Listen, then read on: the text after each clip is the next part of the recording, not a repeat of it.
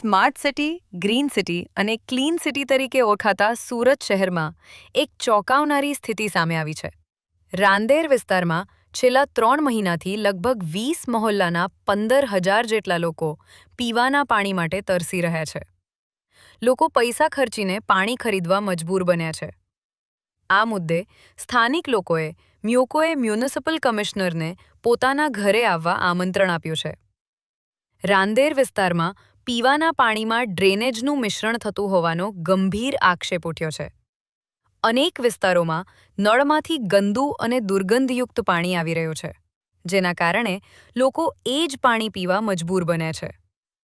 આ પરિસ્થિતિને કારણે બીમારીઓ ફેલાવાનો ભય પણ વધી ગયો છે.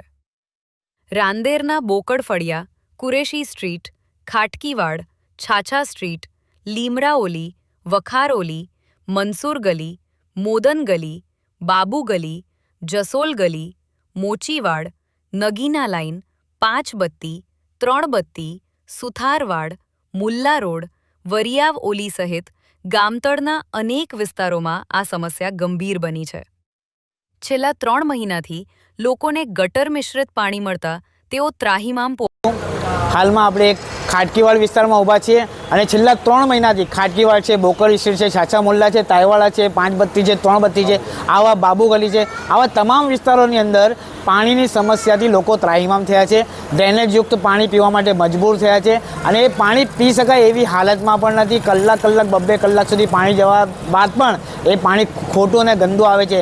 ઓનલાઈન તમામ ફરિયાદો, લગભગ આજ સુધી 201 ફરિયાદો કરી હશે, છતાંય સુરત મહાનગરપાલિકાના તંત્રના અધિકારીઓને કોઈ ધૂળ ઝટકાતી નથી. એ લોકો કામ કરતા નથી. સુરત મહાનગરપાલિકાના કમિશનર શ્રી નાગરાજનભાઈને હું વિનંતી કરીશ કે તમે એકવાર રાંદેરમાં આવો, રાંદેરમાં તમે પધારો.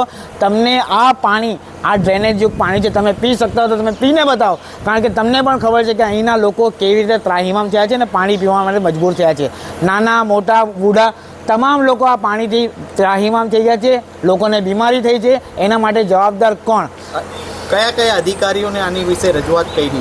સુરત મહાનગરપાલિકાની ઓનલાઈન ફરિયાદની જે એપ છે એના પરથી ફરિયાદ કરવામાં આવે છે. જે તે અધિકારીને તે એપ્લિકેશન પરથી ફરિયાદ ટ્રાન્સફર થાય છે. એની અંદર NM મિસ્ત્રી કરીને છે, એમને પણ ફરિયાદ જાય છે. જે પાણી અધિકારીના છે કે આપણે શહેરી વિકાસના અધિકારી છે, તમામને આ ફરિયાદ ટ્રાન્સફર થઈને તમામની સાથે વાત થઈ છે. છતાં એ અધિકારીઓ દ્વારા ખોખો રમાડવામાં આવે છે, એકબીજાને ફરિયાદ નાખી દેવામાં આવે છે કે આ ખાતું. आपका नाम? मेरा नाम मोहम्मद इस्माइल नत्थू है. 5 बजे से ये पानी आ रहा है, पर आज भी अभी 7 बजे फिर भी पानी में वही बास आ रही है, वही गंदापन आ रहा है. तो फिर अभी 2 कलाक तक तो पानी वेस्टेज में जाता है. जब पानी वेस्टेज में जाता है तो सही है, लेकिन आप मीटर लगाओगे तो मीटर के अंदर ये इतना 2 कलाक का तो हमारा ही पानी पैसा जाएगा ना.